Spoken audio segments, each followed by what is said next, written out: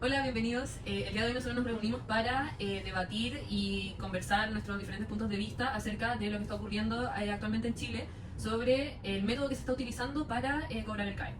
Y por eso mismo quisimos verlo desde distintas perspectivas y gente que está involucrada en esto. Yo, por ejemplo, Anaís, que soy una persona que ya pagó el CAE. Claro, yo también quiero dar mi opinión. Yo me llamo Yochua y soy una persona que está pensando en estudiar. Y yo soy Valentina, que actualmente me encuentro deudora hacia el CAE. Yo soy Sebastián y soy un representante del gobierno. Yo soy Violeta y actualmente soy una estudiante que está estudiando con CAE. Y yo soy Scarlett y soy una representante del gobierno. Y aquí la pregunta principal yo creo que es sobre el método que están usando, si es ético o no es ético. Claro, si es correcto o no. Primero que nada, al investigar encontré que el 41% de los egresados con CAE se encontraba al día de sus pagos. Entre quienes abandonaron sus estudios, apenas el 16% estaba al día. Esto igual demuestra que es un gran problema, porque al final nos estamos dando cuenta de que se incumple mucho los pagos del CAE. Es que claro, porque nadie está diciendo que no cobren el CAE porque de alguna forma se tiene que recuperar esa plata que se ocupa para para cubrir todo este financiamiento del Estado. Pero claro, evidentemente la forma no está siendo la correcta, primero porque no es normal los datos que tú decías, como que evidentemente el sistema está mal diseñado y además esto que ocurrió ahora, yo en lo personal me da mucho miedo, o sea, cuando yo ya salga de estudiar, no voy a tener ni los medios siquiera como para ir a trabajar y ganar la plata para poder pagar después el CAE. Ya, pero yo como persona que ya pagó, tengo la duda de que ¿estamos hablando de que se va a condonar el CAE o están hablando sobre otra cosa? Le pregunto al gobierno. Aquí el tema principal es de que se está haciendo una cobranza para las personas que tengan deudas con el tema del CAE. Aquí muchas personas dejaron de pagar pensando que se hace una condonación, pero no pasó. Y nosotros, como gobierno, empezamos a hacer la cobranza de aquello porque tenemos que cumplirle a los bancos. Ellos necesariamente la plata y nosotros, como fuimos los avales de las personas que lo pidieron, tenemos esa responsabilidad. Pero también las personas que lo pidieron tienen la responsabilidad con nosotros, porque nos pidieron como aval y ellos tienen que cumplir. Ese es el tema que está pasando. Y nosotros ahora, a través de la Tesorería General de la República, estamos haciendo ese tipo de embargo de cuentas para las personas que no han hecho efectivos sus pagos. Pero el tema es que ustedes son conscientes de lo que están haciendo, de dejar en cuentas en cero, sabiendo que hay gente que lo dejan sin ingresos para su familia, o pagar arriendos o cuentas básicas como el agua y la luz.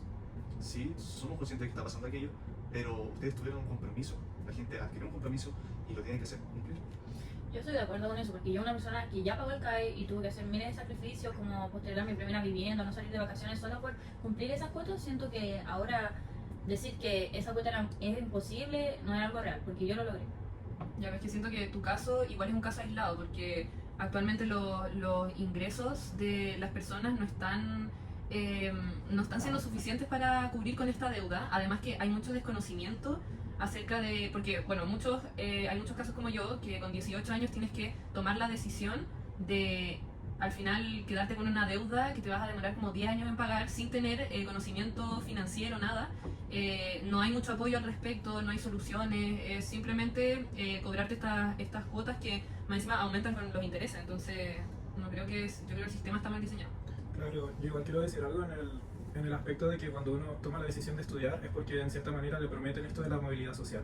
Entonces cuando te prometen eso es porque uno quiere surgir o salir como del estrato social en el que viene. Para la gente que a lo mejor tiene menos recursos, estudiar es una herramienta que les va a servir para subir un poco como de nivel socioeconómico, pero frente al CAE al final se encuentran con una realidad de que mucha parte de sus ingresos no se está yendo en solventarse a sí mismos y salir adelante, sino que quedan atrapados en su estrato social y tienen que pagar esta deuda que al final no es una deuda justa porque sale un poco de las proporciones. Y por eso mismo hay mucha gente que no lo puede pagar y cuando tú dices, no, yo trabajé, o sea, trabajé mucho, pero me perdí varias de estas oportunidades, eso es lo que uno está en contra al final. Que uno dice, no todos tienen que pasar ese mismo esfuerzo. Sí, pero siento que igual sigue siendo súper injusto para una persona que sacrificó tantos años para poder pagarlo y hay que venga gente y que intente como perdonarle esa deuda o que intente como librarse de ese derecho como que tienen con el gobierno, porque al final uno con 18 años ya es mayor de edad y ya por lo menos ya asume uno ese derecho. En verdad el dilema está entre la responsabilidad financiera ante esta deuda y el cómo nos lo hacen cobrar, que nos puede afectar tanto como la dignidad en la que vivimos. Porque yo no estoy diciendo que no se pague, sino que es la forma en la que se está haciendo actualmente, porque varias gente ya se está quedando sin ingresos y además le están posiblemente embargando la casa, que es un bien común que todos deberíamos acceder. Sí, yo estoy de acuerdo con eso y respecto a lo que tú decías de que, claro, nadie está diciendo que no se paguen las cuotas, pero sí debería haber alguna especie de sistema que se pueda adaptar como a los ingresos de cada persona. Pero igual el Estado además de tener como el derecho de cobrar esto, también es un deber ético, recuperar los recursos para poder proporcionar otras políticas públicas o también poder seguir pagando y seguir ayudando a estudiantes que quieran optar al CAE y que sí paguen. Entonces el hecho de no recuperar estos fondos igual limita a que hay un momento en el que las personas que quieran postular a CAE ya no puedan postular. Y es una pregunta que yo también les tengo, que ¿ustedes creen que el CAE es algo bueno? Porque finalmente muchas personas, si no lo hubieran adquirido, no han podido estudiar. Le da esa posibilidad adquiriendo un compromiso de pago. Es que al final el CAE te da el acceso a estudiar, pero no todos tenemos la misma realidad que podemos salir con un buen sueldo, porque también hay gente que sale y no tiene un sueldo como estable porque ya la deuda del CAE ya es superior a los 400.000 o más, dependiendo, y además alguien que gana el sueldo mínimo o alguien lo esperado con estudios de 700.000 pesos y además el gasto de vida que hay, te abarca casi todo el ingreso, entonces dejas como sin recursos a una vida normal, por decirlo así, o mantenerse con los gastos necesarios para vivir. Pero, no sé, hasta ahora he escuchado como puras críticas. Pero, ¿qué proponen entonces como para este tema? Porque yo igual quiero ser incluido en esto, que por lo menos ya, si sucede como un arreglo entre ustedes, que ellos no se olviden de las personas que ya pagaron, sino que me den algún beneficio o algo. Sí, pero la cosa es que los que se encuentran actualmente de edad como el CAE, como es mi caso, capaz del ingreso que algunas personas tienen, que es el mínimo, que no se cambie la deuda, pero sí le vayan cobrando distintamente a comparación de su ingreso, porque no todos ganamos igual después de estudiar. Claro, al menos yo como persona que está fuera y que está pensando en estudiar, yo igual me doy cuenta de que el sistema no está bien hecho y que en realidad está pagando la población en cuanto a un sistema que se planteó mal y que no se sabía cómo se iba a financiar después. Porque a mucha gente también se le promete esto de estudiar, pero después salen o estudian unas carreras que en realidad les van a dejar un sueldo un poquito más que el mínimo y van a terminar endeudados. Entonces, cuando hicieron todo esto del CAE, a lo mejor debieron haber pensado más como en la proporcionalidad del pago en cuanto a los sueldos y no solo cómo cobrar todo. Aquí la discusión va más allá de cobrar todo. Es que si hubieran hecho los pagos correspondientes, no hubieran tenido una deuda tan grande. O sea, si hubieran partido de sus pagos mensuales, de cuando correspondía, ya no iba a ser una carga excesiva como lo está haciendo ahora. Sí, porque cumplir es difícil, pero no es imposible, y yo lo demuestro. Y esa diferencia es súper importante, porque si comenzamos a justificar como cada falta de pagar la deuda, terminaremos como destruyendo al final la responsabilidad que nosotros tuvimos con el gobierno y nuestra responsabilidad individual. Yo, pero es que yo siento que ahí nos vamos del tema, porque al final lo que estábamos principalmente discutiendo era cómo se estaba generando el cobro del CAE, y ahí, por ejemplo, ¿qué hacemos con las personas que están cesantes en ese momento y el gobierno llegó y les cobró todo lo que tenían en la cuenta? No tienen ni siquiera plata para movilizarse e ir a buscar un trabajo para poder pagar el CAE. Es que esto se justifica a través de un bien común, porque si al final el gobierno nunca cobra esto, por lo mismo que habíamos dicho antes, genera de que este dinero que estaba destinado quizás para otras políticas públicas se tenga que destinar para los incumplidores del CAE. Entonces eso igual perjudica a gente que ni siquiera es deudora del CAE. Entonces tu decisión de no pagar también influye en otras personas. Yo creo que igual esa decisión como de cobrarle a la gente tiene que tener en cuenta como la integridad de las personas, porque se está pasando ya mucho eso.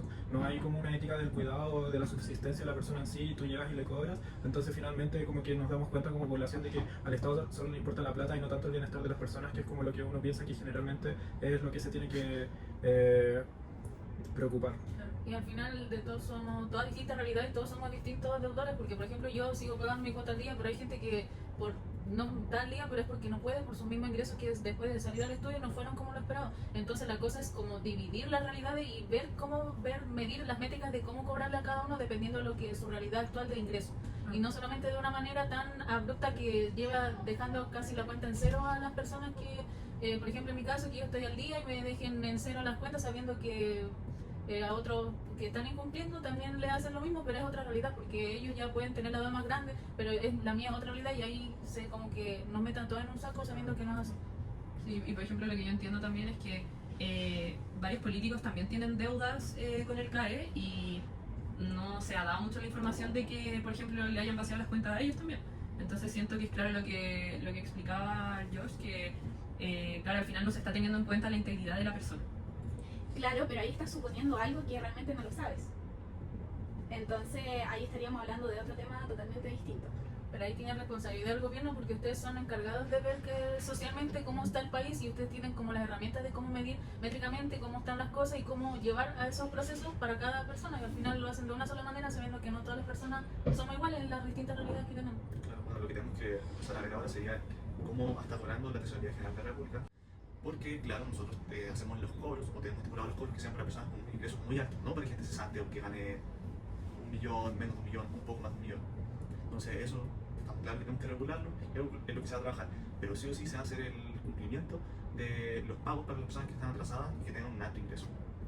Ya, pero la variable como el ingreso no es la única variable que va a explicar como la realidad de una persona. Ponte tú, esa persona de verdad necesita el dinero en ese minuto, tiene hijos como, no sé, con cáncer, con enfermedades crónicas, y tú llegas y le quitas el dinero. Al final, lo que la población yo creo que está pidiendo es un poco como que se haga o se dé una instancia en la que uno pueda explicar su situación y ahí apelar, tener como un juicio, no como que lleguen y, no, porque tienes más dinero, vamos y te quitamos el dinero.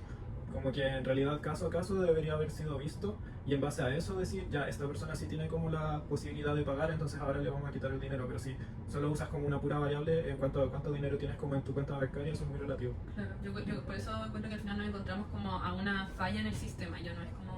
Porque al final todos terminamos perdiendo, si solucionamos para un lado, personas como la Anaís que ya pagaron, igual van a terminar afectadas, y si al revés nosotros seguimos en la misma, ¿no?